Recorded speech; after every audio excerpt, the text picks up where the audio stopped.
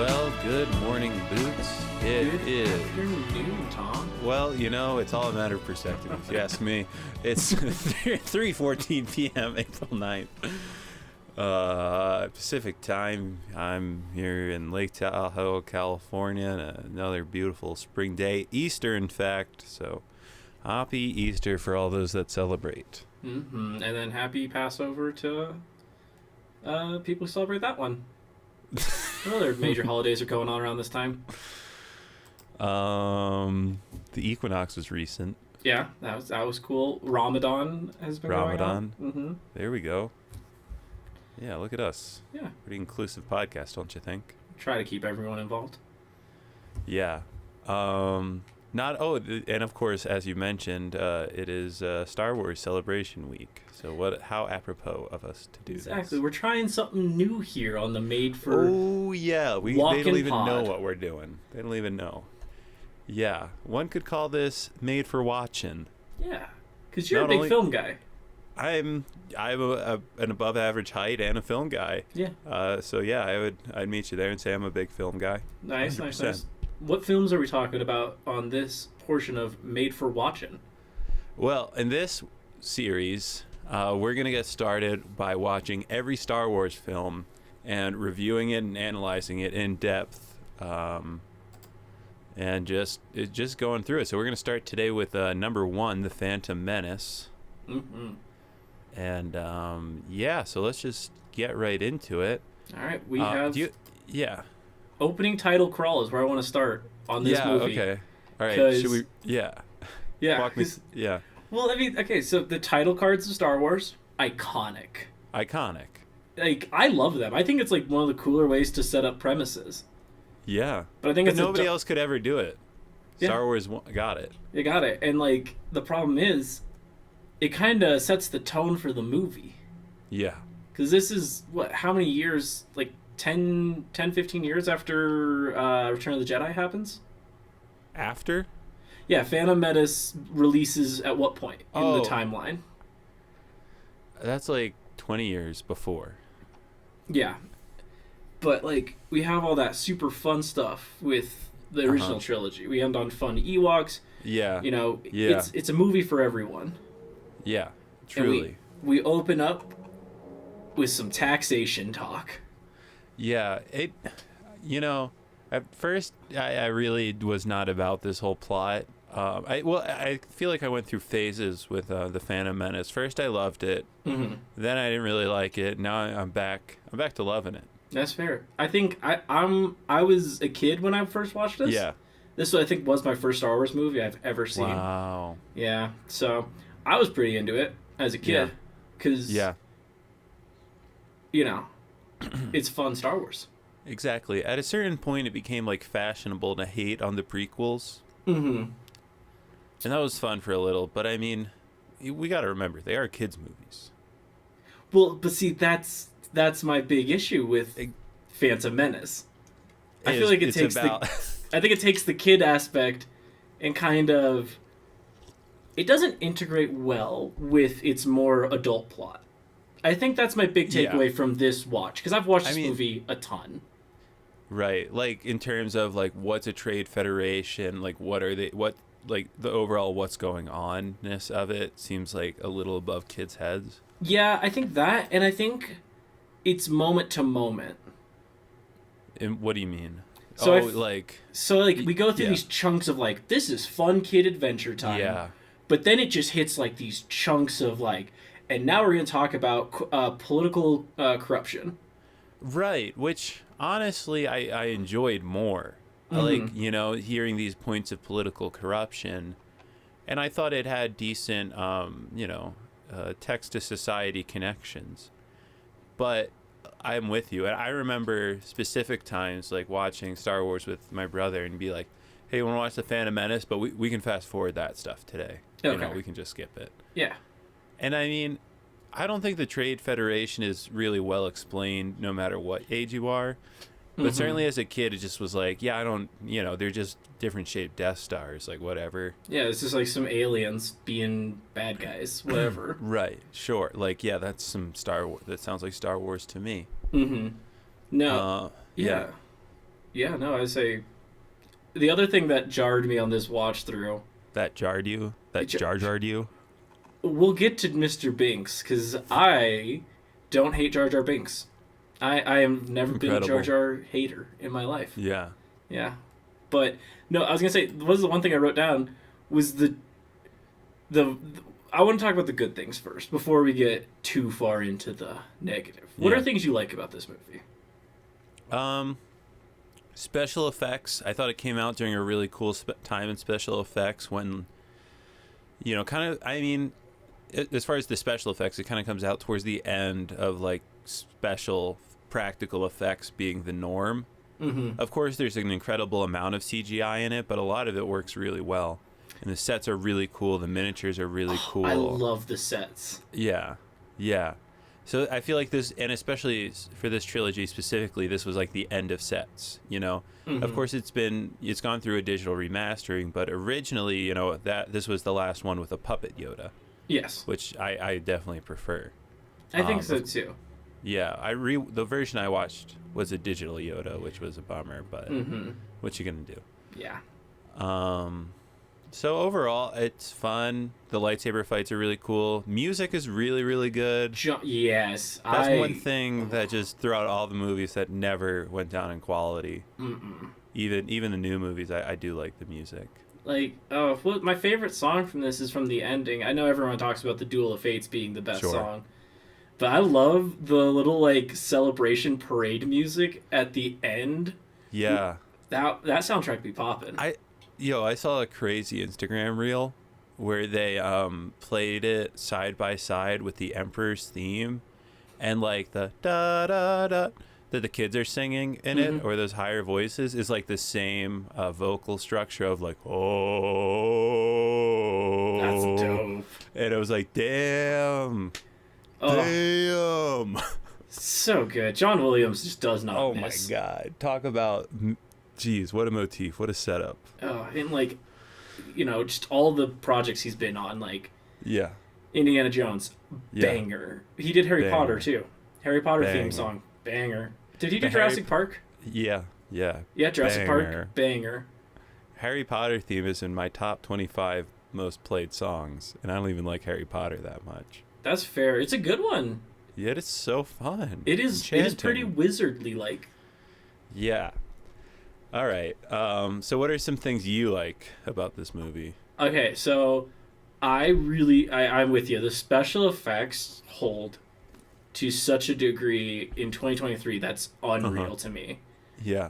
Because, everyone kind of uses Lord of the Rings as like the special effects that broke, the mold and became like really good looking, but I would argue that it might be Phantom Menace. I think they came out about the same time. Well, initially. So yeah, I think they're both from a very similar era. Yeah, like there's still costumes in this one. There's tons of costumes in the Lord of the Rings trilogy. Yeah.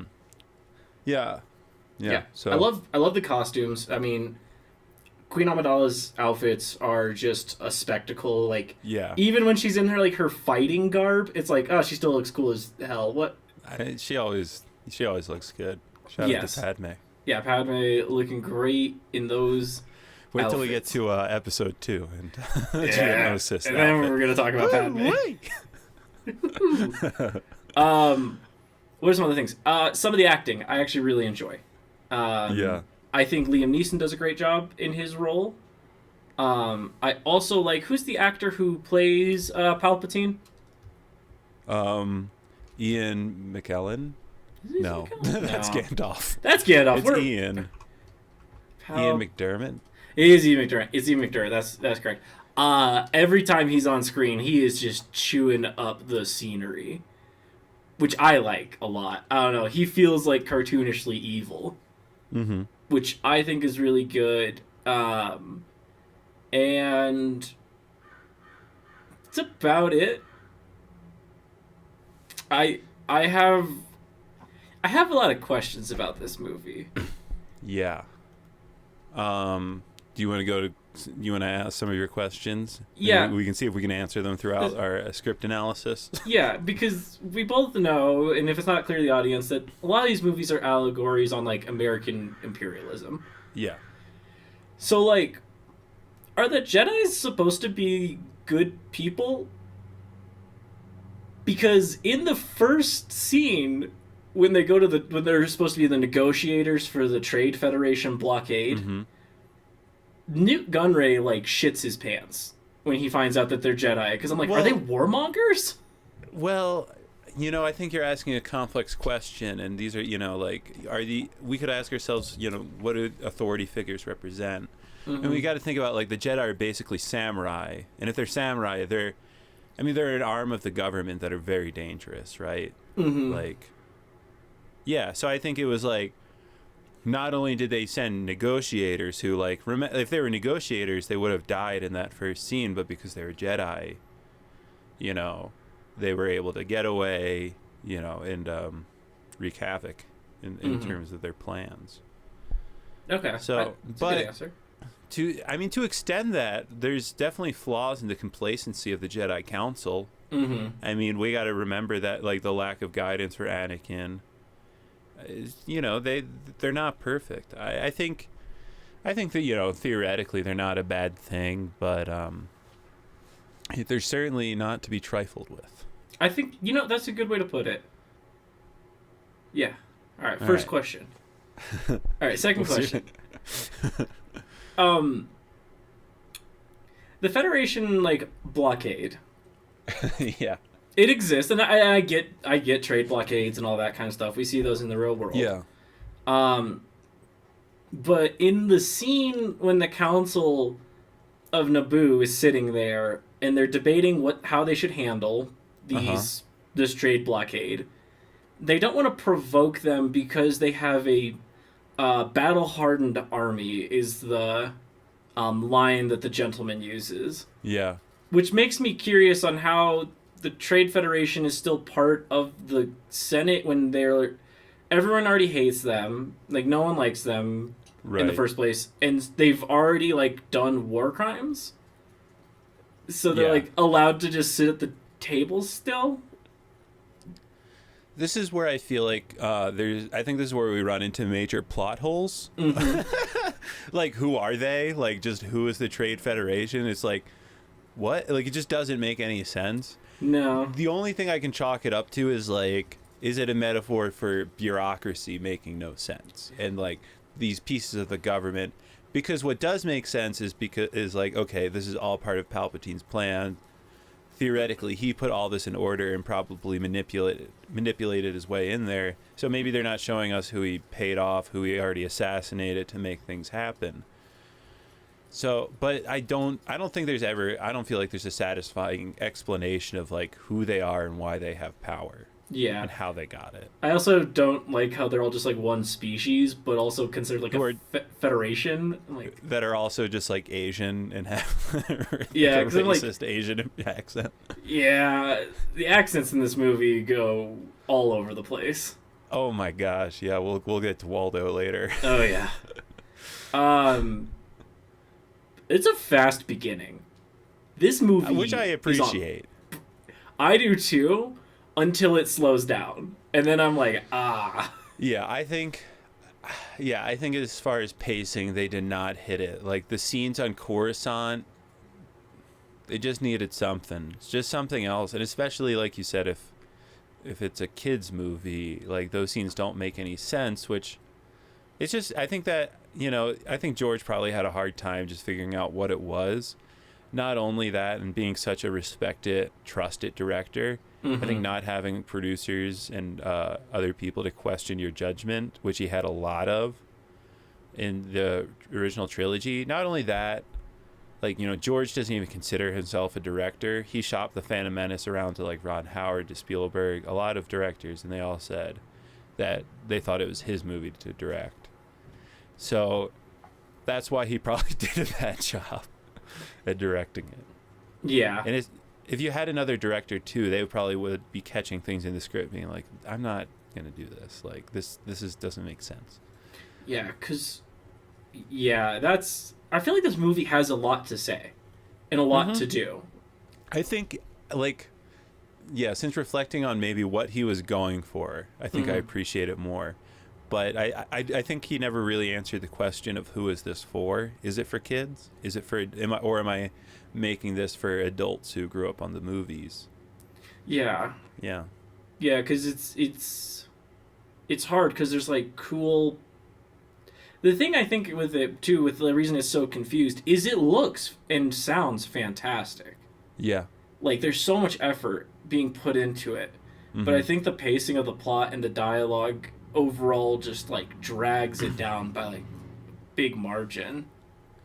So when I went to rewatch this movie, and given I was really tired, but I did fall asleep halfway in, and it was on a projector, and so I'm pretty sure I fell asleep somewhere in Coruscant. Yes. Oh, here's another question. Yeah. Why does Watu's species just have innate force resistance? Yeah, I don't know what was going on there. I mean, I think you could also like criticize them for giving him like this kind of like stereotypical Jewish store owner thing. Yeah, that's so not I don't know great. if it was like assumed that he was also resistant to the Force because he was Jewish. Yeah, I sure hope that's not the case. Doesn't really make sense. Yeah. Well, to me, it would make sense if the Force was still just like this magical entity. Right, but now it's a metachlorian thing. Yeah, so it's like blood cells. Uh-huh. And then it's like, this species just doesn't have the right blood for the Force? I mean, you know, of all the plot holes in the film, because the thing is, like, Jabba was also reluctant to, you know, the Force, too. Like, when Luke is in Jabba's palace, he couldn't use the Jedi mind trick. So I feel like, I feel like there's this whole like metaphor for the mafia here and like organized crime, and they're like, the heads of organized crime families are, they run some shit. They're smart, which is true. The organized crime families, they got some power in this country. They do. All right. Well, what do you say we start working our way through the script? All right. Yeah, I'm down for that. We got it pulled up right here. All right. So, episode 1, The Phantom Menace. First, we roll the credits. Basically, they lay out the whole taxation routes, and they're sending some Jedi. And there's a cruiser heading to this Federation ship. Kind of similar to how episode 4 starts with the Tantive 4 being chased by a Star Destroyer, but now we got this other little cruiser that looks like that cruiser, so shout out to that. I do appreciate the cold opens of Star Wars, honestly. Yeah, me too. Yeah, I love them. So we're now interior Republic cruiser cockpit. We see these two random, pilots chit-chatting. They get the landing, super mysterious. The cruiser docks. We see some droids. And, Newt is not stoked about the visitors. So from there, they're kind of just like in that little waiting room, waiting. Yeah. And Obi-Wan seems to have the clear vision here, and Qui-Gon's a little, Obi-Wan's got a bad feeling. Qui-Gon's like, it's just live in the moment. Yeah. Which, I mean, who's to say if that's a lack of vision or just, his overall style. How do you feel about Qui-Gon Jinn?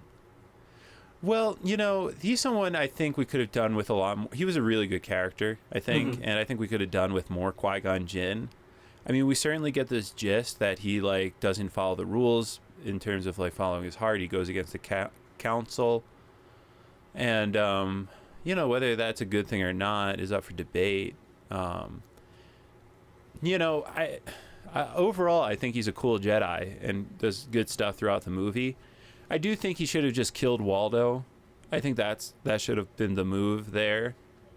Because it's like he is a slave owner. I mean, who's going to miss him? Yeah. Kill Waldo, take the parts, take the boy and his mother. Episode 4, 5, and 6 never happened. Yeah. Yeah, because I like Qui-Gon a lot in this movie too. But I think he, like, way overshadows Obi-Wan. I mean, I think what we find out is Obi-Wan comes to be one of the best Jedis, right? Like the strongest. I mean, he's the reason, the Empire can eventually be taken down. Yeah, no, I agree with that. And of course, one of the few survivors. And, he kind of, okay, so like, obviously, Qui-Gon's really pushing to have Anakin trained, which, kind of backfires. Mm-hmm. I mean, eventually, the thing is, it's like, what I don't appreciate about the sequels, it's like, the prophecy would have become true, and Anakin would have brought balance to the Force by killing the Emperor and dying himself and, quote unquote, repenting for his actions. Mm-hmm. So I always kind of was like, all right, well, eventually it does come around and balance is brought to the Force, but like, that whole thing is now kind of pointless because like he didn't bring balance to the Force. Yeah. So before, it's like, okay, I thought it was justified, everything did fall apart but came back together eventually, but so who's to say? I mean, in that case, it just seems like a big mistake in a lot of ways, the push to train the boy. I mean, he was in a rock and a hard place at that point. He'd already brought the boy all the way to Coruscant. What's he going to do, bring him back to Tatooine, Yeah. And then Obi-Wan just feels so bad after seeing Qui-Gon, skewered. Yeah. I think if Obi-Wan had more dialogue, that death would have been more impactful. Obi-Wan or Qui-Gon? Or for Obi-Wan. I think when I see Obi-Wan get like super sad and angry, yeah. I don't feel like such a relationship between Qui-Gon and Obi-Wan. And that would make sense. Like, that's maybe another criticism of the writing here, where it's like, you should not have Qui-Gon as such a primary character. It should be like Obi-Wan's perception of Qui-Gon if we're going to stick with Obi-Wan for the next couple movies. Mm-hmm. And then, but it was very much more about Qui-Gon and Anakin. Yeah. Which, I have a note on that. Obi-Wan meets Anakin for the first time. Because, they're setting up this whole, like, oh, here's Anakin, here's the Obi-Wan. Let's, like... Yeah. They don't meet each other until an hour and 17 minutes into this movie. Yeah, they probably shouldn't have kept Obi-Wan on the ship. I mean... No. They shouldn't have kept Obi-Wan on the ship, for sure. Like, it's like nobody would have questioned it. It's like, okay, they have guards there. Mm-hmm. Like... Let's go do some Jedi stuff. Go do some Jedi stuff, yeah. And that would have been way cooler. They could have also had like a whole side plot of like people hunting them, which would have been a nice callback to episode 4. Like if they had spies walking around, like of course they had those probe droids, or whatever, those surveillance droids that Darth Maul launches. But like if there's more to that, and Darth Maul was like working through like maybe we could have met more of Jabba, and seen some of those criminals going out, kind of starting to like stalk them, and Obi-Wan's more so in charge of like keeping that whole family safe while Qui-Gon's like on his shit. Yeah, on his prophecy type beat. Yeah, big prophecy vibes. Yeah, okay, cool. So we set up the relationship with Qui-Gon kind of goes, don't worry about it. It's not that bad. It's going to be fine. Mm-hmm. They're just making us wait. Yeah. So then they just go into, like, they're gonna gas them. They blow up the ship they arrived on and kill the pilots. Yeah, super not chill. No, like, that was kind of an aggressive, like, killing right off the bat. I mean, and they show that last moment of terror, like, they knew they were gonna die. Yeah. Yeah, I remember being like, oh, they're dead. Yeah. I never noticed how, like, kind of terrifying that scene is. Yeah. Yeah. Yeah. So they're dead. They start pumping the poison gas. I thought it was silly how they only sent like 5 battle droids to kill them. Like, you have a whole army. Yeah. And if they were preparing for an assassination, because they were going to kill whoever was going to come, right? Like, that was the plan. You think they would, like, even for just some normals, like, you'd think they'd have a few more battle droids ready to go. Yeah, have the destroyers ready to go. Yeah, Droidekas on the on the move. Yeah, yeah. Seems like there was like poor planning to have to just have the negotiations and the invasion right at the same time. Mm-hmm. I do like the battle droid designs. Yeah, battle droids are cool. Yeah, they look cool. I like battle droids. I like their guns. I like their whole vibe. Yeah. Okay, so they run away and sneak on the ships, and Oh, of course, there's the really cool cutting through the blast door scene. I like that. Mm-hmm. Lightsabers are sick, and we get to see him extend the lightsaber. Yeah, that's cool. I thought it was kind of like weird how it's like they show off a bunch of Jedi stuff they don't really get back to in the future, like extending a lightsaber or using Force Run. Oh, Force Run, yeah. Force Run's so cool. Like, that'd be so sick if they could just do that. Yeah. I thought the wide shot of the hangar where the Jedi jumped down behind those boxes, I just thought that was a good shot and a well-implemented effect. Especially being fully CG. Yeah. All right, so we kind of now we're on Naboo, and all hell breaks loose, and we meet Jar Jar. You like Jar Jar? I like Jar Jar because Jar Jar has expressions. Yeah. I feel like I like Liam Neeson. I like Ewan McGregor. Yeah. But they are very monotoned. Monotone. Yeah. Yeah. In their initial meetings with some crazy situations. I mean, I guess it's like that is kind of the Jedi way too. Calm, cool, collect it, but that doesn't really make me like Jar Jar anymore. I feel like he's an extension of like, okay, who is this movie for? Mm-hmm.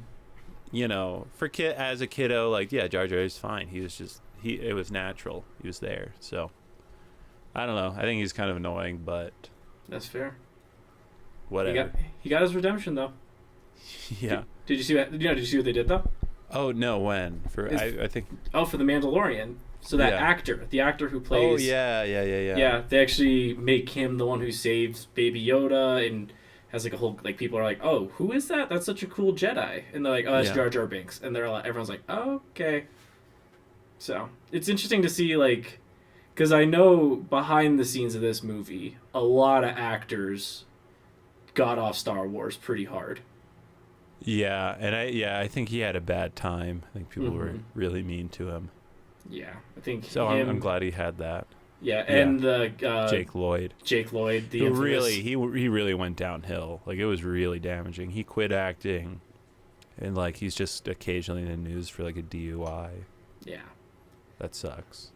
Yeah, I think the overcriticism that came out, like, that was not cool, and it's so sad to see that actually has like pretty damaging effects on people. No, and it's like he's a kid. You just you don't go after kids. I do like the Gungan city. Yeah, that looks awesome. Yeah, that place is cool. I love their shields and like how like just their whole bubble system. I always just liked that texture and those effects and stuff. Yeah, Boss Nass. Is he a different species? No, I think he's just a fat. Okay, because like his eyes don't pop out of his head. You know, I'm like, who is this one guy? No, he's just. I mean, that's why he's the leader, because he's big and his eyes pop. Yeah, he does the weird mouth thing. Good. Mm-hmm. And he is weak-minded and is able to get tricked by the Jedi. Mm-hmm. I like that. Yeah. I like that the Jedi use the mind trick, like, aggressively. Whenever they can. Yeah, it's just, if you can do it, why not? More reasons to fear them. No control, that much power over you. Not only just, from a fighting perspective, just really got it. Yeah, I like the, like, non-violent way to get what they want. It's very interesting. Okay, so then through the planet core, which gives Lucasfilm a lot of room for some new toys, which is important. But it's pretty fun in there. So we'll see. This is where I get a big issue with the acting of the movie. Is the planet core? Yeah. I get the whole calm, cool collectedness of the Jedi, but they're like getting eaten by a monster, and they're like, just not. They doing say a thing. nothing. Yeah, yeah, and it's like this is where maybe we could have some Star Wars campiness, like, just ooh, that's gotta hurt. Yeah. Like, well, this could be a real quick trip, a real short trip, or just even say like some trust in the Force type stuff. Like, why not? Yeah, like I could hear Qui-Gon saying that, like, and Obi-Wan, like they could have like given that little bit of immaturity to Obi-Wan to show his changes throughout the next couple movies, which they were also like setting him up to have those short one-liners, like, back a couple scenes before they hop on their separate transports, he says, well, the negotiations were short. And I was like, oh, Obi-Wan. And they could have given him that the whole movie. But it's like he is really just a completely different character from this to Clone Wars. But not in a way where they're showing natural changes, just in a way where they're changing the character. Yeah. Writing is really everything, you got to really build off a script. Yeah, no, the fish scene is, it looks great. It looks great. The fish are really cool. Yep. It's a little short for like a little like action piece. I timed it, ended up being around 1 minute and 15 seconds. Yeah. And it just kind of solves itself with no hero intervention. Big Return of the Jedi vibes, I feel like Return of the Jedi, we started to see some like action for the sake of action, not for the sake of plot development. Okay, I like that. Yeah, I like the way of putting that. Yeah. Right, and like you had Irvin Kershner as director for Empire, who was so good, and then they just had some TV director for Return of the Jedi, which was just wrong. Wrong move. So they get through the planet core, and then we get to see the army going into Naboo, which reminded me a lot of the Windows XP default desktop, those rolling hills. It's good scenery. Which, again, like, yeah, definitely an era, right? We're back in the Windows XP and Phantom Menace days. Yes. So city's getting invaded, but we got some Jedi, baby. Yeah, I love the scenes. Sorry to keep cutting you off. No. Obi-Wan does the funniest thing to me in these scenes where they're meeting up with Queen Amidala. Yeah, like what? So he jumps down. He does a split kick. Yeah. And I'm like, all right, cool. Like, showing off the Jedi, like, when they're young, they can do crazy things. Yeah. But you fast forward, and he does the same move to open up the fight again in the hangar. He split kicks double, like, back to back. And I'm like, if it works, I guess. I guess part of being a Padawan is being a bit of a one-trick pony. So they rescue kind of all the ambassadors and initial guards. Now they got to rescue all the pilots. Fun scene, great line in there. We're taking the prisoners to Coruscant. That doesn't compute. You're under arrest. I love the way he thinks about it. Like, oh, you're under arrest. Yeah. And like for a minute there, he thinks like, okay, like I'm the shit. I'm in charge. And Qui-Gon's like, let me split you in two. Yeah. Yeah. And all hell breaks loose. They get away. A couple pilots take some lasers to the noggin. Oh well, can't save everybody. And we get a very cool ship introduced, the Naboo Starfighter. Would have been cool. I love that ship. Oh, all the Naboo fighters are great. Yeah, the whole style. Yeah. Like if Italy was an alien planet kind of vibe, which is I'm into that. Yeah. I would have liked to see more Naboo starfighters throughout the next couple of movies. They brought it back. That's right. That's true. It's in Mandalorian now. I know. I haven't watched a single episode of the new season. Yeah. I stopped just short of the last episode of the first season. I think we talked about that. And just, I don't know. Just can't. Just my heart's not in it. Star Wars fatigue is very real. Star Wars fatigue. Yeah, I'll rewatch the movies 10,000 more times. I don't know about the shows. Maybe when I'm old. Yeah. Okay, so they're flying through space. These droids are getting got left and right. And to Tatooine they go. Also, on the droids getting got, I love that R2D2 just is there. Yeah. Like, Just like, yeah. yeah, there's no setup for like, oh, this droid's special, or oh, something's off about this guy. It's just like, oh no, he's just on the ship and he's pretty good at his job. Right. Well, this is where he really gets seen as a standout, right? Mm-hmm. Like, I also think it's funny, like, that after R2 saves the day, the decoy orders the queen to go clean the droid. I Yeah. feel like she's just like, I'm in this position of power, and I know it's temporary, but I'm going to use it. Yeah, You go clean the droid. I ain't doing that.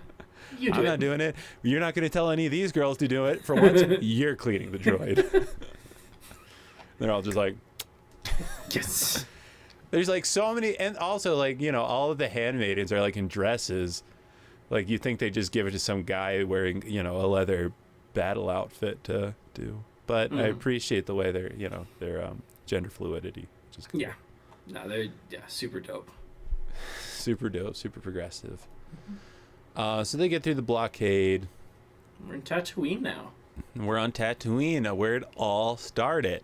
Yeah. Yeah. So Uh-huh. this ties into like the big thing I have with this movie. Mm-hmm. Why do they have to keep doing callbacks to old things in this movie? Like Tatooine. Well, that's the substitute for good writing. Okay. I mean, I don't mind. Like, I actually would say, like, the Tatooine thing does make sense. Mm-hmm. Because that sets out where Luke's from and why he's there and why he has family there. So I don't really have a problem with Tatooine as a concept and ending up there. Like, I think that's a fine place to meet Anakin and all that. I think is one of the few things that makes sense. Okay. Yeah. Once again, why didn't Obi-Wan leave the ship? Okay, Yes. so we meet Waldo. Yeah, I think we said our piece on Waldo. Yeah. You keep calling him Waldo. I thought his name was Watu. Is it? I thought think it it's was- Watu. I mean, that would make more sense if they didn't say, like, where's Waldo? There's a Watto. Watto. Okay. Hold up. No. Star Wars. Yeah, it's Watto. Watto, not Waldo. I was like, who's Waldo? Yeah, his species is interesting. It's not great looking. Yeah. No, and they go to his home planet in the Clone Wars TV show. Eventually, and it's like a Persian themed planet and super interesting, and like it's a whole like conglomerate of these people. And the Jedi are kind of more scared of them since the Force doesn't work on them. And it's very interesting when you get, like, more of the backstory. But his initial, like, just meeting him is not very good. Yeah, and I wonder, like, in this movie, do they? I don't feel like they say it's just that the Force doesn't work on him, because a Jedi mind trick theoretically only works on the weak-minded. Mm-hmm. So he could just be smart. But I guess by Clone Wars, they explain the Force. They're immune to the Force. Yeah.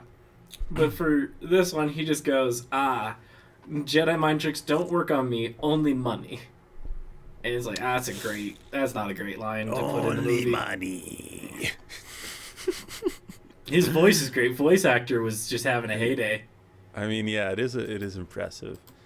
Then we get some really, we get some fun Jar Jar stuff. He's messing with some droids, and then we get some really horrific dialogue and more problematic relationship dynamics. I mean, just, are you an angel? Like, come on. Also, God, why did you have to say angel? It's Star Wars, man. Star Wars, like, what the fuck? Are And, you like, an angel? They try to, angels are actually this beautiful alien species in the Outer Rim, and I'm like, no, just stop saying things that are on Earth. I mean, shout out to Anakin for being bold. Mm-hmm. I mean, Natalie Portman walks in and he's like, so, you an angel? Mm-hmm. Which I feel like it's just the reverse of, did it hurt? Did what hurt? When you fell from heaven? Yeah. I think it's just a play on that. Yeah. all right, so this plot starts, he starts to make these deals with Watto. Mm-hmm. And again, so now he's like, yes, I'll enter the boy in the pod race for the parts. I'll risk his life for these parts. No, I would never just, even if he didn't kill him, like threaten, a little lightsaber threat, like, hey, I'm taking the kid and his mom, and you can come after me, or you can like that. I don't know. I feel like that's a reasonable use of force if you're freeing slaves. Yeah, no. And also, it seems a bit weird that he's just like, no, he'll race because I want to see if he has special force powers. Because I'm like, there are probably better ways than just be like, no, go fly a deadly spaceship and nearly die. It's fine. Yeah. So, I mean, not father material. We could say that. Not father material. There is no father. Exactly. And Anakin is Jesus. Anakin is Jesus, of course, and he was manipulated by an old man. That's such a strange point of the movies that they never bring back, that Anakin is an immaculate conception. Right, he's the fallen immaculate conception. Yeah. Yeah. Bummer. It's just strange they never bring that up any other time in 9 movies. Yeah. Yeah, right? There's just... Or, like, he didn't tell the council, like, just so you know, this kid didn't even have a dad. Yeah. And they're like, oh, he left? They're like, no. The mom just happened to have a child. Yeah. And they weren't like, oh, that's crazy. Yeah. All right. So then, Sebulba gets introduced. A Doug. That's fun. Oh, another Clone Wars species that they definitely added onto the lore of. Yeah. The Dougs are like, they just fight Godzilla monsters all day on their planet. Like, they're tiny little guys with their feet hands fighting monsters the size of Godzilla. That rocks. I'm so into that. All right. Keep moving forward. It's pod race Things time. get kind of, back to the ship. Of course, we meet C-3PO. Mm-hmm. Yeah. Did not need to be here. Yeah, of course, like all that stuff, like all these connections. Yeah, whatever. Yeah. Of course, they bring up the midichlorian stuff. Mm-hmm. We don't know what the hell he's talking about, but don't worry, he will literally define midichlorians in, like, the next act. Yeah. So, everybody be cool. Oh my god, George had such a perfect opportunity here, too, to just, once Jar Jar's, so I'm looking at the scene where, all the kiddos are by the pod racer, everybody's like, he's working on it. Mm-hmm. They should have just left Jar Jar's hand in there, and it's like, okay, that's Jar Jar, that's a wrap on Jar Jar. Do you want them just to, like, grind him to a paste? It would have been bold, and I wouldn't have been upset. All right. I don't know if it would have hit the kids' movie vibe that they were going for, but it's just, like, so cruel of George to just tempt us like that. Or, like... I think he knew who he made. Design-wise, do you hate Jar Jar and the Gungan species? Do you not like the Gungan species design, or is it just Jesus, Jar Jar? Boots, I'm not an animal. What the fuck? Excuse me. Come on. Excuse me. I say that shit still to this day in my everyday dialogue, and I don't like this movie. But I say excuse me every goddamn day. Yeah, I want to talk to you about that, bud. Also, I love that Jar Jar is very athletic in some regards. I always notice, like, he's built. He's got built, some muscle. And he gracefully can dive. Like, he's a very good diver into water. Yeah. But then, like, he walks on land once and he just steps in shit. Yeah, well, I mean, that makes sense if he's primarily, like, an aquatic lizard human. Yeah. But, yeah, Jar Jar... Or even, you know what? His mouth goes numb, and he's numb for the rest of the movie. Don't talk. Yeah, at least compromise. Yeah. If you're not going to grind him into a paste, at least make him be quiet, right? Yeah. Exactly. Okay, so Qui-Gon pushes the bet a little more. He wagers Anakin. Obviously, uses the Force to make sure it lands on Anakin. Mm-hmm. Could you imagine if he didn't? Yeah, it's just Anakin's mom. So, and now you've been abandoned by your mother. And then, like, Qui-Gon and her, like, they slip back to Naboo. We'll get away. Mm-hmm. All right, pod races. All right. Tough start for little Annie, for sure. Does the pod racing seem long to you upon watching it? Yeah, it's a long scene. Okay, I can't tell if it's too long or not. I think this, again, is going to bring us back to, like, action, not for the sake of moving the plot forward, but just for the sake of action. I mean, it's a badass scene. I'm sure they put millions of dollars into it. And that's, like, again, like, something you want to be conscious of as a director and an editor is, like, the concept of, as they call it, killing your babies. And it's like, okay, just because we spent a week shooting this one part, that doesn't make it good. Like, you actually need, the objective, what's going to be best for the film, not what you're most attached to as far as production goes. Okay. So I feel like I did feel like it's long. It does kind of fit into the whole scheme of the movie of scenes not really flowing. Mm-hmm. So it's still one of the best scenes, but it's just one of many things that I don't think were implemented well. Yeah, I think it's probably the best scene, but yeah, it kind of drags its feet, and it doesn't feel like we built up to it a ton. No, well, everything is so segmented. There's not a sense of flow or pacing. Mm-hmm. And although it's one of the best scenes and just really cool stuff, it's just doesn't stop. It's like they need to show us every single racer. And, part of that might be, too, is, like, the corruption of the mind and then being like, well, we need to sell these toys. We gotta show each character's face. We got to show each pod racer. Because I'll tell you what, I had a bunch of those pod racers, I had the game. Yeah, exactly. We knew who those people were, so they needed people like kids to be invested in these characters, in these ships. So I think that could be part of it, too, is, like, writing the movie for the wrong reasons. Yeah. Because while it's not critically acclaimed, it did make a boatload of money. Oh, yeah. Yeah. Yeah, that's how I feel about that, too. Yeah. Annie wins. But then Annie wins the race. Little Hotshot saves the day. First for the first time. Mm-hmm. So that was sick. Yeah. So that's the majority of the movies. Like, we're already halfway through. I know, that's the thing. Like, so much happens. Like, a trilogy happens in the movie. Mm-hmm. And, again, a lot like Return of the Jedi, where it's just like, and then this thing happens. Like, and then this thing happens. And then this thing happens. And I'm getting a sense that you're not a big Return of the Jedi fan. I'm not as critical as I am of the prequels of it.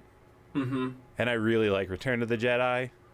But I do see the shift of, like, the quality of from Empire. Like, I think if they had Irving Kershner direct Return of the Jedi, it would have been a better movie. Mm-hmm. But it just got a little, I think something was lost there. That's fair. So yeah, they win. They're gonna go fix their ship, and kind of out of nowhere, Darth Maul shows up and fights. Like, yeah, without warning. Yeah, he's in, like, that one other scene, right, when he... But again, this could have been like the Obi-Wan stuff, where Obi-Wan's the one tracking Darth Maul, and Obi-Wan could be raising all these red flags. Like, imagine, like, one scene where Obi-Wan's just walking around, turns around, cuts one of those little probes in half, and is like, we're being watched. And then Qui-Gon's like, it's probably just, we're outsiders. It's just a droid. Hutts. Yeah, it's the Hutts. And it, like, there could have been this whole, like, I mean, in a sense, there, this is still there where Obi-Wan, like we said, kind of betrays his initial intuition to, continue the dreams of his dead mentor. Mm-hmm. Yeah. The scene itself is crazy, though, because they're just, like, walking. Well, like, Anakin's walking, just like normally. Yeah. Qui-Gon is booking it. Yeah. And then he notices Darth Maul, and he's like, "Oh, Right. duck!" And I'm like, There's no. What I love, he doesn't even say duck. He says down, and I love how he's just like, Anakin's like, got it. "Yep, understood, Captain." Like if someone yelled down to me, I'd be like, what? Yeah, Huh? down feathers. I would just look down. Exactly. Down feathers. We haven't. Yeah. What are we talking about? Back to the Canada Goose. What's going on? Exactly. They fight for like a good old 10 seconds and then leave. Yeah. Yeah.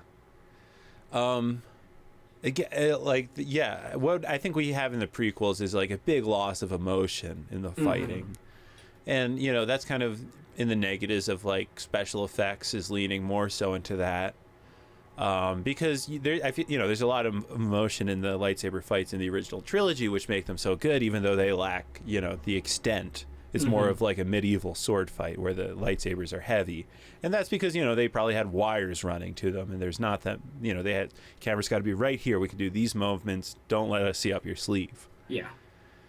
I mean, the lightsaber fights I do find enjoyable and very compelling. They're so cool. So cool. Like, especially because of Darth Maul's actor. What's his name? Don't know. I'm going to look him up because I know he does his own stunt. Ray Park. Ray Park is the one who does it.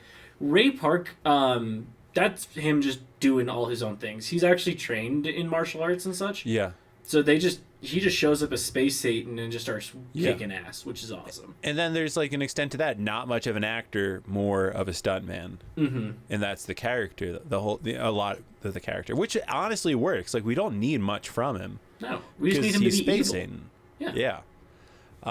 Make him like cartoonishly evil. Right. Yeah.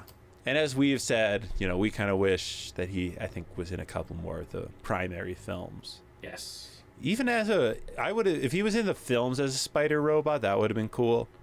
Yeah, that would have been cool. Or just like, if he Obi-Wan was Count again Dooku would have had instead. way more of emotion in it. Mm-hmm. Yeah, like, and the whole thing, like, Count Dooku still could have been in it because it's like he doesn't even go by, Darth Tyrannus, his Christian name. Yeah. Like, so he could have just been this, like, dark Jedi, and they could have worked that in, this thing that they build off in a lot of the other universe. Yeah. I think that would have made a lot of sense. Have him and be given him, like, a yellow lightsaber. Yes. Because he was so much like a traitor, and it seemed like a level-headed guy to an extent. Mm-hmm. Well, and so I've watched, after this, I went and watched the Tales of the Jedi show. Sure. Which is an anthology with two different main stories. And one is Count Dooku's switch to the dark side. Yeah. And one's Ahsoka Tano growing up. Yeah. Didn't watch the Ahsoka ones, only watched Count Dooku ones. And it makes more sense on why he's there. Yeah. But I'm like, I don't want to watch a show that comes out 20 years after the fact to learn why. Yeah, because it's just like, it's just like that's kind of where things get a little messy, I feel like, where rules start to get bent and broken. Mm-hmm. But, because if you have Count Dooku just sit on the Jedi Council, be like, I don't know if I agree with you guys. I'm going to kind of help this Anakin go against the Jedi Council thing and then switch to the dark side after, like, getting coaxed. I think that's more interesting than just like, he's upset. Now he's a dark side, but we cut the cool-looking guy When does he switch to the dark side? He switches to the dark side in between 1 and 2. Yeah, I mean, it would have been cool to introduce him in 1. Yeah, because the big thing is, he's like Qui-Gon's really good friend. They're like great that's what, buddies. Like, it was implied in one scene of dialogue. Mm-hmm. But, like, major rule in filmmaking, show it, don't tell it. Like, don't just explain to us what's happening. Like, okay, so, right, like, where they land on Coruscant after leaving Tatooine. Seems like a great time to introduce Count Dooku in the middle of all this boring Well, I love that you say, show me, don't tell me. Yeah. Because Coruscant is the biggest time of, they're gonna tell you everything, but show you nothing. Nothing. Exactly. You see, they're like, that guy there, he's corrupt. Oh, that guy there, he's corrupt. And they're like, all right, show us the corruption. Like, maybe show us them doing slimy deeds or... Yeah, like, let's see the Game of Thrones. But they're just like... Yeah. Yeah. We spent a lot of time on Coruscant. A lot more time than I would appreciate. Yeah. We get here at about just over an hour 20 and takes us until... Yeah, so that's a good That's a good 15 minutes on Coruscant. All just dialogue. All walk and talk. Mm-hmm. Oh, it's just so boring. It's bad. And Coruscant doesn't look good in this movie because it's gray. It's gray. The visual effects aren't very good. No. Like, the council's cool. Yeah. But, like, there's a scene when Obi-Wan and Qui-Gon are looking into the sunset, and it's just like, oof. That one did not age well. No. No, there's some bad stuff in that. Coruscant gets long. The Jedi Council is so weird. It's so weird in this movie. They act strange. They act strange. And just to re-emphasize, like, now they've pretty much put the plot of the next 2 films, like the whole fall of the Republic, into the most boring scene. Because they do lay out what goes wrong. Mm-hmm. But, like, they needed to, like, take that 15 minutes and spread that throughout the film. Like, okay, you can have slow scenes of dialogue and exposition, but you can't just be like, all right, let's get it over with in the middle of the film after all these really exciting scenes just happened. Well, yeah, and I think the biggest one that sticks out to me always is we have Ian McDermott show up. He's doing great. He is playing like he's doing a good job in this movie, I think. He's a great actor. He does great in all the movies. But he sits there and he's like, "Oh, we should do this revote. Maybe they'll pick a good person to be the Supreme Chancellor." And then they ask for the revote, where they're like, "All right, let's get Supreme Chancellor out of here. I want a new one." So they all agree to it. They're gonna vote. And then we are in Padme's room, and then someone walks in and goes, "Oh, by the way, did you guys hear that Palpatine is gonna be?" It was so quick. And I was like, why didn't we even see someone go, "I nominate Chancellor Palpatine"? They just like, oh. Yeah, that could have been going on throughout the movies. Mm-hmm. It's like, it's just lazy writing. It's just, this is what happens when nobody's challenging your first couple drafts and showing that it's like, oh, you've got this fallacy here. Oh, this doesn't line up. Oh, this doesn't make, it's just like, these are initial undeveloped ideas. Yeah. All right. And then we fast forward to Anakin meeting Yoda. And this is the most bizarre thing in my head. Yeah. First of all, I find it really hard to believe that the Jedi Council, so in this scene we're talking about, they're seeing if Anakin is Force sensitive even, despite knowing his midichlorian count, which is which is higher than Master Yoda's. Right. So we already know that he is very Force aligned. They do a weird guess what's behind this screen game in front of like all the highest ranked Jedi. Yeah. And then Yoda has the balls to like walk up and go, "You're afraid, aren't you?"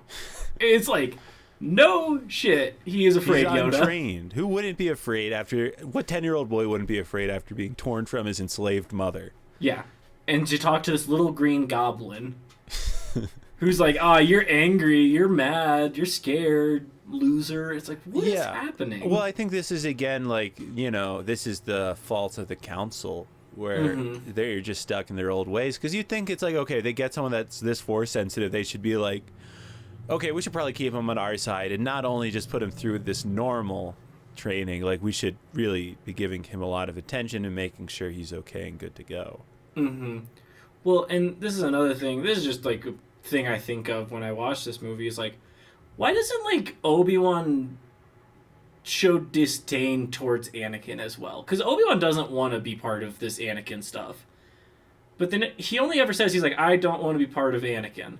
Yeah. But I feel like due to the fact that they only meet an hour and 17 minutes into the movie, Obi-Wan should have left the ship.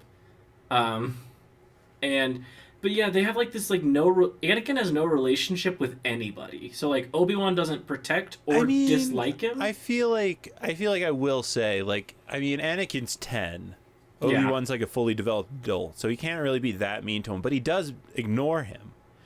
And like the scene where Qui-Gon explains midichlorians so eloquently. Obi-Wan is talking shit on Anakin right next to him to Qui-Gon, and then as the camera racks focus to Anakin, like we realize, oh, he's right there. Like, so that, I think that is like about as disrespectful as like a respectful Jedi is going to be. Just to say right in front, like, this is a bad idea. Mm-hmm. So yeah, we have the Jedi Council call Anakin too old and too angry. Too angry. And Qui-Gon just somehow gets to just say, fine, I won't train him. I'll just have him hang out near me while I'm training, and maybe he'll learn a couple things. Yeah, exactly. Yeah. Well, I feel like in there he's like, I'm gonna train him. Yeah. You guys are gonna figure this out. Yeah, and they're like, don't do that. Please don't do that. He's like, I'm gonna do it. Yeah, I mean, just so much conflict comes up. Like, you can just see, so I will say, like, yeah, you can see a lot of conflict coming up, and then it's not like there's this calm time where they get to, like, take a step back and reconvene on what to do. Like, they are being pushed into chaos. Mm-hmm. So, yeah, Palpatine's plan's working. Palpatine's plan's working. Palpatine's plan, though, I will say, missing a big plot hole. Of, like, him predicting Anakin, or... I don't like the fact that Palpatine can technically see into the future. I feel like that's... Yeah. It lends itself poorly. It's cool. Where did it come up that Palpatine can see into the future? That's in one of the later movies. I think it's Revenge of the Sith. I think it's in Revenge of the Sith. They talk about him being able to perceive the future. But all Jedi can perceive the future. I mean, that's the other thing, and the other warning sign is that... and you think about, like, he has more midichlorians than Yoda, so Yoda has more trouble maybe seeing into his future. That's true. So I don't mind, like, because they see into the future, but I don't feel like it's, like, cut and dry. It's like they're getting premonitions of, like, timelines. That's fair. But why does Palpatine want Naboo so badly? That came up in my mind. Like, what is it about Naboo? Right, because they never say, like, oh, it's got this super rare resource. It's got, it's got a abundance of wealth that they can kind of throw around. It seems like a nothing planet. Like, they're just vibing. Yeah. In, like, weird Italy. I mean, the one thing is they don't have a developed military, so maybe they needed that. Like, they needed someone without a military that they could take over, thus making a necessary response from the Republic. It's a good theory. I like that, and going right after, like, a very peaceful people. Mm-hmm. Okay. Yeah. That makes more sense. I feel like it's essentially like the Nazis invading, like, France and Poland. Mm-hmm. In some ways. Except, I guess that did have strategic advantage for taking over Europe. Yeah. But I guess this has strategic advantage for taking over the galaxy. In North Africa? Yeah, God. I just can't think of... Yeah. Naboo is just weird to me as a set piece. Right. Because they never give me a reason to care about Naboo. Yeah. Because they're never, I'm with like, you there. Oil. Like, it's just like, oh my god, Naboo. Yeah, and it's like, why did the Trade Federation want Naboo? Why, like, they don't even say they're that wealthy. Yeah.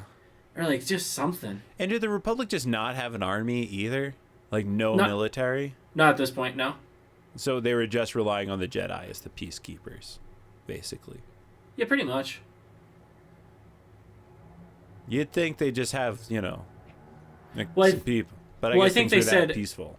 Yeah, I think things are peaceful at that point, because I think they were just relying on, like, every planet to have their own little army, and then they can defend themselves. And the Senate is a place where the diplomats go and say, hey, maybe these two planets should stop fighting. Yeah. That's my theory, at least. Yeah, I mean, I think you're right. And just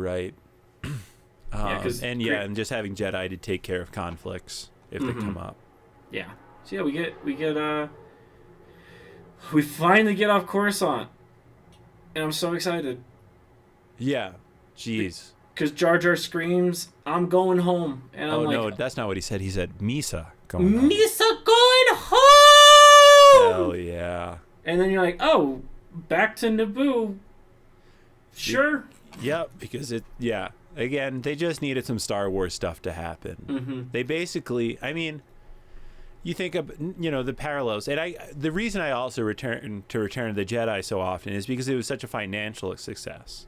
Mm-hmm. And what they were trying to do is, I think, too, is recreate financial success. I mean, think about all the characters that they were able to make toys out of in Jabba's palace, all the Ewoks they got to make toys out of and stuffed animals. Well, Star Wars has always been like a cash cow. Right. So, but I think they're writing too to make it a cash cow. Mm-hmm. So they're trying to recreate the cash cowness of Return of the Jedi. Because, okay, we get to Naboo and we kind of have this same structure as Return of the Jedi, where, okay, battle on Endor, and there's a battle on Naboo. There's a lightsaber fight going on. Of course, Luke and Darth Vader, in this case, Qui-Gon, Obi, and Darth Maul. And then there's the space battle. Mm-hmm. So they're using the same structure. So Definitely. They just need, instead of having plot motivation, mm-hmm. they have other motivation. That's true. That doesn't. I do like the action set pieces here, though. This is where me too. They shine the best. I agree. I totally agree. I mean, it's a good system they got. It's a good system, but when we talk about the whole action for the sake of having action. Yeah. Earlier in the movie, it was getting it wasn't fun to look at certain points. Yeah. It was too long. There didn't seem to be any stakes going on. Mm-mm. But now, these last three with the space, the Gungan army, and the Duel of the Fates going on, it seems like everything's super important all of a sudden. Yeah, exactly. And I appreciate when they make it feel like, it's important. Yeah. Yeah. Of course, yeah, they made it feel like it's important. Mm-hmm. Okay, so the Jedi and everyone, they kneel down to Boss Nass in that scene. And of course, low-key, the Gungans have a giant army. Mm-hmm. So I guess metaphorically, we've got the colonizers going back to the indigenous people for help. So shout out to that. Yeah, that's cool. So they all meet in a random field. That was one thing I thought of. I think it would have made more sense. I mean, I guess they were trying. Okay, I guess part of the plot is trying to draw the army out. Mm-hmm. But why would the army leave the city to fight? That didn't really make any sense. They would have a much bigger advantage because, they don't care how many buildings blow up. If they had just stayed in the city in a defensive position, urban combat is way harder, especially if you're an invading force. I've never thought about that, but yeah. But again, they just needed their plan to work, so whatever. It works. It works. Send majority of the military out. They got their little flashers for just the occasion, just in case they ever had to split up. They couldn't give each other a thumbs up. Nah, they had them with the lasers. We have our special laser pointers just in case. Mm-hmm. And then they had a car with a tank on it at one point. I mean, that makes sense. Why not? Yeah. That makes more sense than the laser pointers that never come up again. That's true. And then, so the Nabooians, they try to storm the throne room. Yeah. Because the Gungans are just kind of chilling with some of the most advanced-looking technology. They're all these primitive people. Are so cool. Yeah, shields and their weapons. It's just the balls of just electricity that Energy they have. balls of death. Yeah, it's that seems so much more complicated than just a gun. Yeah, which they have none of. Yeah. They don't have a couple just in case. No. In case they run out of balls or they want to throw a ball in that. So think about it, these guns basically have unlimited ammo. I mean, at least in the movies, the rules are pretty much unlimited ammo. Yeah. You think they just have both, but nah. Yeah, that's neither here nor there. And then back to the hangar bay, free the pilots. Anakin gets in a Naboo starfighter, saves the day. Well, the initial save the day and kills the droidekas so the party can keep going. Yep, and then flies off into space on autopilot. Whoops. Conveniently with R2-D2. Mm-hmm. Who was I should just get in ship too. Yeah. Not just going to... Why am I here? Why did they take me? What am I doing here? Remember, this is Qui-Gon's way of training the boy. He's gonna have to sit next to Qui-Gon while he's just doing cool shit. Sit on Daddy's lap while I slay Sith. Yeah. Yep, the Sith come back and they're all right, if we attack these people, I think the Darth Maul is gonna come out. Yeah. And then he just shows up. He's like, yeah, you guys are annoying me. I mean, they weren't... Do you feel like they were baiting Darth Maul? Was that... That's the plan. Yeah, you're right. Right, right, right. That was the whole reason Qui-Gon went back. Right, because he was like, Darth Maul's going to be there. Yeah, because they're like, all right, one of the Sith is there. Hopefully it's the master, not the apprentice. But the world may never know. Yep. The Duel of Fates happens. Oh. Great lightsaber fight. Yeah, is it the best one? No. I mean, it just depends. I don't know. I mean, as far as like an action sequence of practical effects, yes. It's really, I mean, and the music. That whole room looks believable. The music rocks. You know, I really buy into the whole scene. Emotion is like, you know, we're never going to hit the emotional notes of the original trilogy. No. Not even just in lightsaber fights, just throughout the whole thing, which I think that in and of itself is the major criticism of the prequels, is we just never hit the emotional notes. Because it's like, you know, I feel Star Wars every time I watch it. Like, Empire is like, it's a very emotional film. And Return of the Jedi, it's like, you get the conclusion. It's like, you know, he's pulling it. You know, there's enough good writing and narrative structure to be like, to really relate to what's going on. And like good and evil are also like explained in this way that makes sense, which gives the movie a lot of value. Because if it's like, okay, if you're able to explain good and evil in an entertaining and clear way, you've done something well. Definitely. And this, I mean, I feel like, I guess in some ways, what, you know, I do like how the confusing convolution of politics and corruption are displayed in the original trilogy, but not so much like, running away from our fathers and confronting our family trauma kind of stuff, which is a little heavier. Yeah. So yeah, we have the sickest light. It is the coolest lightsaber in all of Star Wars, though. Yeah. The lightsaber staff, unmatched. Cool as shit. Yeah. Yeah, double side. Like, he's just like, hey, I'm here to slay 2 Jedi, so I build a double Jedi slaying lightsaber. And they're like, shit, it's red. It's red. And there's 2. And there's 2 of us. Okay, this guy wants to kill both of us. Yeah. Noted. So, they do great. They do great until Darth Maul just fucking stabs Qui-Gon after punches him in the face. Yeah, so let's walk through this a little bit. You know, lightsaber fights going down, obviously. Cool stuff. And, you know, it's like sometimes... I mean, it kind of just looks like Darth Maul's got the upper hand, right? Because he's like... He kicks Obi-Wan the there. Yeah, Obi-Wan could have died, like, right there. Yeah, I mean, if he wasn't a Jedi, he would have splattered, for sure. They would have been peeling him up with a spatula. Yeah, he also falls a lot in this fight. Well, I think this is probably one area where we do get to see a character develop, and we kind of see him become a Jedi Knight. I think in a way that this is his trial. Yeah. And of course, like, it pretty much is. Like, we never see the trials, but like after you kill Darth Maul, I feel like you've proved yourself. And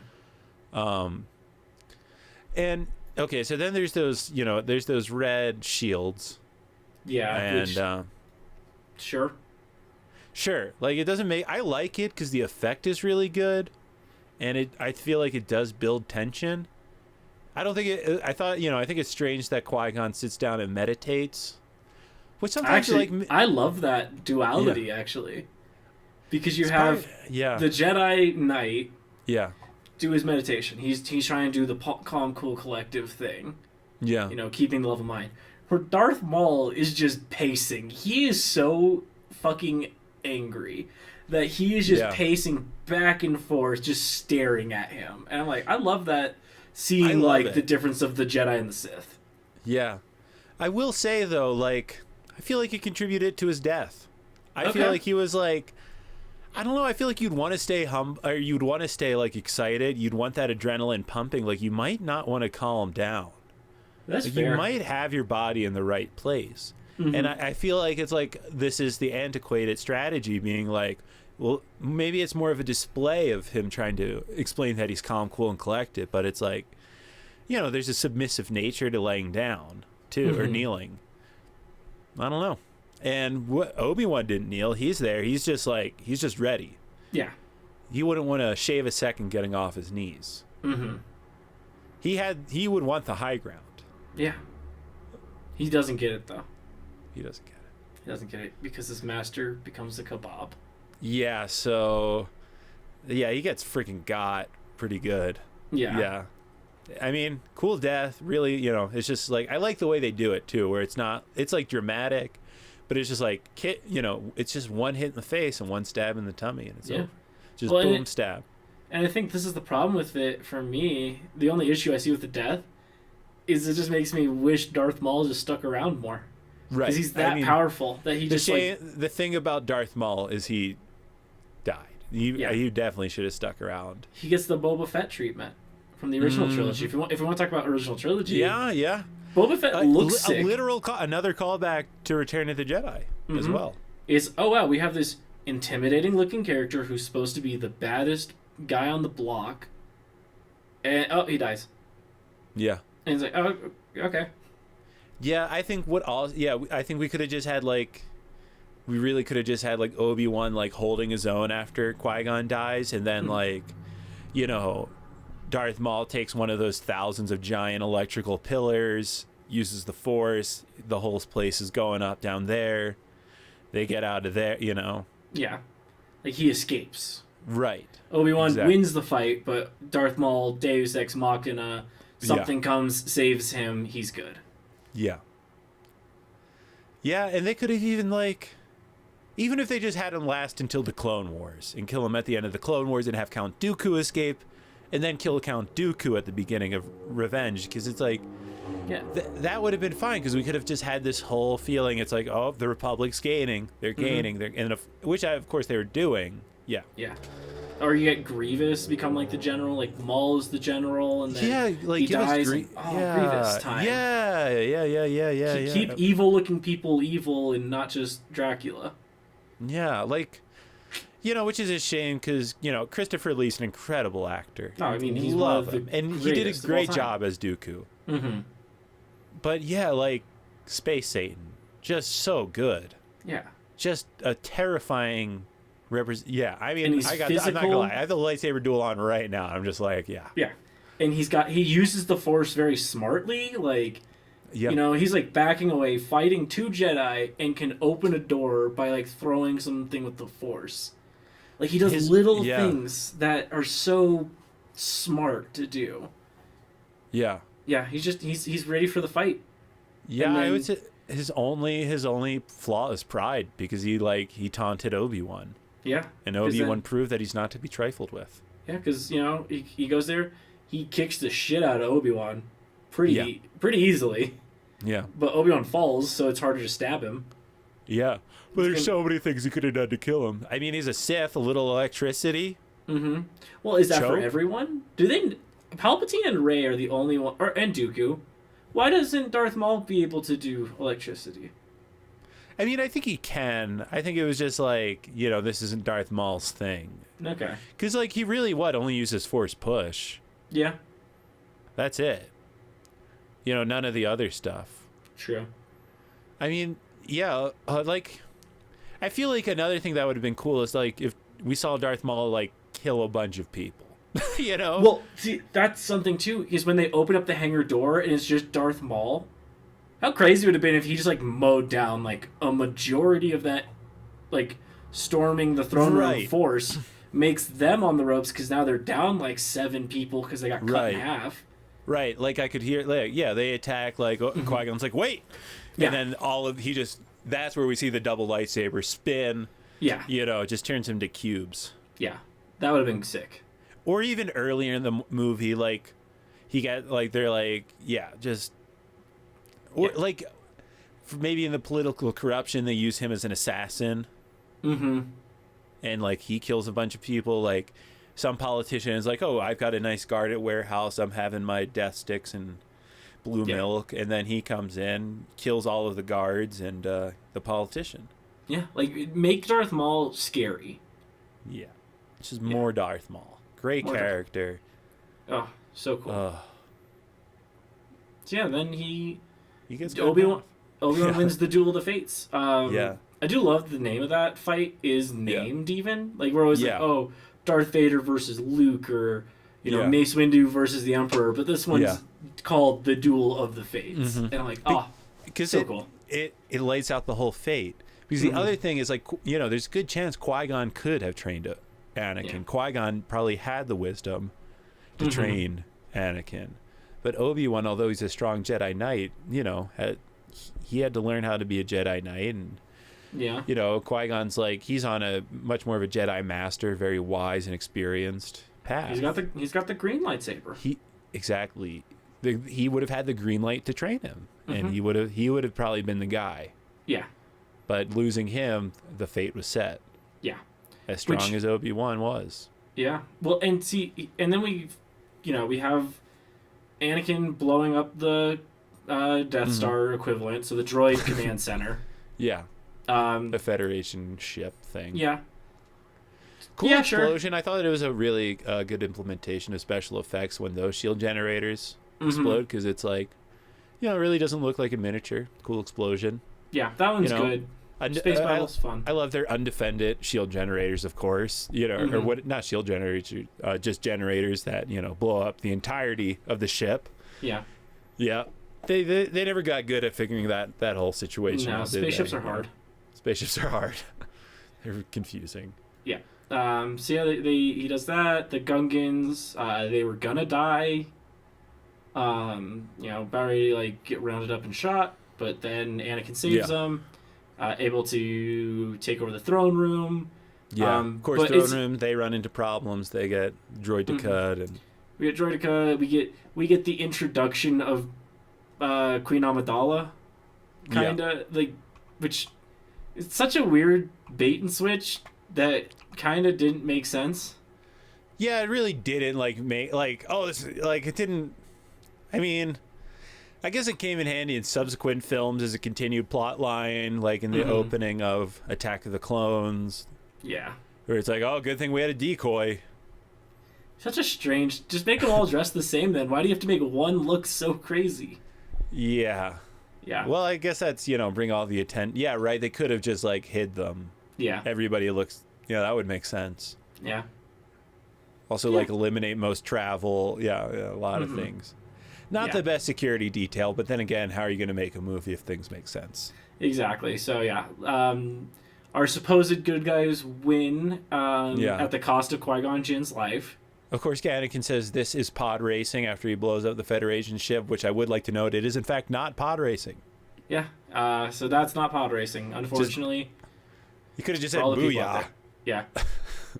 He could have yelled Misa going home. No shortage of options there for sure. I got a bad feeling about this. It's a trap. Yeah. I shot first. Quote Han Solo. Quote. In fact, I was the only one who shot in the scene.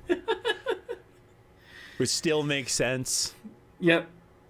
Yeah, so then we celebrate with a crazy parade with some of the most banging music in the entire soundtrack. Yeah. Great scene. Boss Nass gets an orb. Yep. Don't know what that is, but he gets it. He gets it. It's the Orb of Naboo. Yep. And then we go to Qui-Gon's funeral, and Yoda is talking mad shit. Yeah. Yoda is so upset at the end of this movie. Yoda just knows they're f***ing. I think Yoda's got a feeling. I feel like Yoda's like, all right, I caved because I like Qui-Gon. It's probably a bad idea. And that was too easy. I don't think this is over. Yeah, because, Mace Windu is kind of having, a good one. He's like, this is mysterious. The Sith are back. We should take this seriously. Sorry my boy's dead, but, can't win them all. Yeah. But then Yoda goes to Obi-Wan and says, okay, Qui-Gon fucked everything up. We're pissed.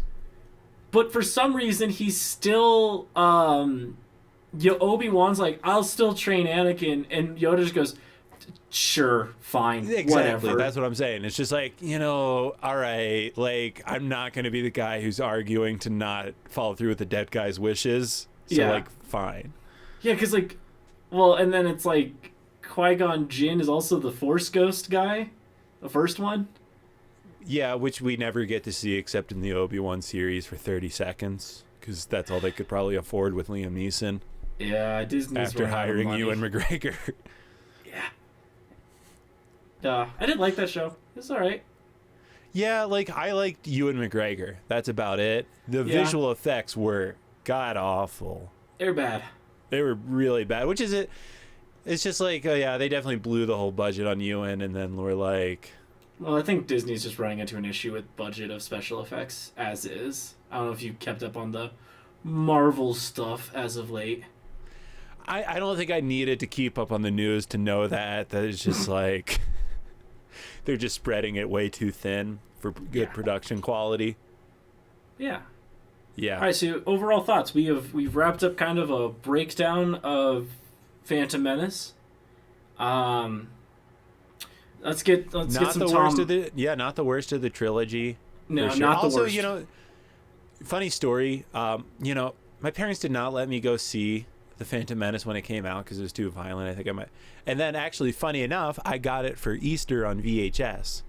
That's what Jesus would have wanted. That's what Jesus would have wanted. Truly, I mean, again, it is an Easter movie, being about Immaculate Conception. Yes. But my brother said when he saw it in theaters, he heard some kid go, "Wait, why are they barbecuing that guy?" Like, that is kind of a heavy thing for a kid to see, again, with like the issues of tone. Mm-hmm. Yeah, you just couldn't figure out if you wanted to make a kids movie or an adult movie. Yeah, and like, when do Jedi start disappearing? Like, what? I don't get the shift of that. Or is that like, okay, so if Qui-Gon is the first Ghost Jedi, then why didn't he? What if he was just the only one who disappeared because he was the first one to figure it out, and other Jedi didn't get to figure it out, except for Obi-Wan and Yoda, which is why they disappeared. Like, that would have made sense. Yeah. Yeah, I don't know. Yeah. That was never really explained. No, the retconning of Force Ghost is. They should have just stay with it. Just Like, it worked. Make the also, Force it would have just been magic. cool. The Order 66 scene would have been awesome if everyone just their cloaks went blank when they died. Yeah. Like, that would have been badass. Yeah, and that ties into, you know, Rise of Skywalker, which we'll definitely talk about later down the road. But there's the scene in the Rise of Skywalker, spoiler alert, where all the Force ghosts are talking to Rey. Yeah. And we hear, like, Mace Windu and shit. Did Mace Windu fall out the window and just disappear? Or what happens to Mace Windu's body? I don't know. They had too many bodies to deal with at that point, and plus it was the Empires. They probably just piled them up and burned them. Yeah, but and all the bodies in the friggin' Jedi temple. Mm-hmm. They probably just put them in a pile. Yeah, but that's Phantom Menace. I don't know. I think I still don't like this movie overall. Yeah. I think the tone and the pacing. I think the pacing kills me. Yeah. I like it because it's a Star Wars movie. I like it because of nostalgia and what it means to me. But objectively, no, it's not like a well put together film. No, just it's not in terms the of like the cinema standards, what makes a good movie a good movie. Mm-hmm. It's just, it ain't it. It's got some really cool parts to it, for sure. Yeah. Yeah. I don't know if you've seen any of like the behind the scenes for the Phantom Menace, but for some reason there's footage of like when they watch the first cut, and they're basically like, "Oh no, what did we do?" And the other thing, Ben Burt is the editor on this, and he did edit, I guess, with somebody else. So I don't know how much credit we can give to Ben Burt, but Ben Burt's like an audio technician. Like, I'm sure he's practiced editing before, as most filmmakers who specialize in one thing do. But, like, you just give it to an editor who edits movies, not Ben Burt. And again, more reasons, because, like, you know, they say, you know, a film is written 3 times. It's written when it's, you know, you write a script, then it's written during production, how things actually go, and then it's written in editing. Yeah. That's your final state of writing. Mm-hmm. So, like, you just don't give that to a sound engineer to edit. Yeah. Yeah. It's messy. It's a messy movie. That's, I think, the bottom line. It's just messy. It wants to do something cool. It has a lot of the pieces for the puzzle, but it just doesn't put them together. Right. It just, I think what it really displays is like, it's just like the art. Some of the art was lost by not having a group of people who are brave enough and having people you trust to give you criticism. Yeah. And give you critique. I mean, you think about like the metaphor of like George goes to his college mentor to direct this next film because he knows he needs his mentor would be a better choice than him. And it's like, I don't want to just shit George Lucas because it's like he didn't want to direct the movies. No. He's just not a director. Like he's an okay writer. He obviously could use like a team of writers to revise his work. Yeah. Like it's like he can definitely get the first couple drafts out, but definitely needed another team. He's obviously a great producer. You know, he started this company. He's got the money, and he can make the things happen. You know, he's just known for pushing the industry. You know, this is one of the first theatrical releases to be shot on a digital camera, which is interesting, and it's cool that still holds up.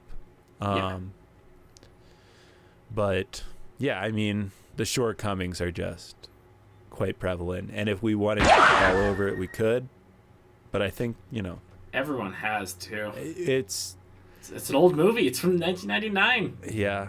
Did you ever? There's these reviews of the original trilogy called, like, they're from Red Letter Media Box. Those are the best ones. Yeah, that's kind of what like made me enjoy them more. I think that's the turning point of the prequel hating. Is everyone, who's shout out to everyone who's done Star Wars Phantom Menace reviews. I always want to support other artists. My personal favorite on the Phantom Menace is the Cosmonaut picture shows. Okay. Yep, they did Cosmonaut Variety Hour, who did a great teardown of the original trilogy. Yeah. So yeah, I mean, it is what it is. I kind of know what these movies are. Yeah. They'll always hold the place because of nostalgia. Mm-hmm. And like we said, it's just some really cool scenes. Yeah. But way too long, too confusing.